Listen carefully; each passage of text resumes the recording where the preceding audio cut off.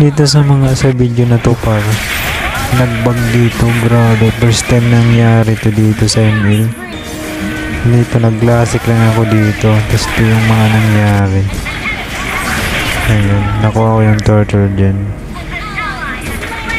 Ayan, dapat talaga nakambak lang kami dito kasi dapat talaga kami, ano to kasi dapat dito kami yung panalo. Ayan. Ayan. Kasi madaming isko na namin o 29 tapos over 8 lang sila. Ayan. Hanggang konting-konti nakakabawi na sila. Pinasok ko dyan yung ano. Dito na patiawan ng saber kasi wala akong skill. Ayan. Patayin mo ako dyan. Ayan. Napalay ko dyan siya. Shutdown na siya dyan.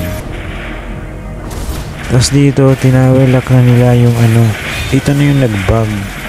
Grabe, first time ito nangyari. Yan na, sila nagtawilak tapos victory. Grabe daw mapaniwala. Grabing bug to. Kakaiba.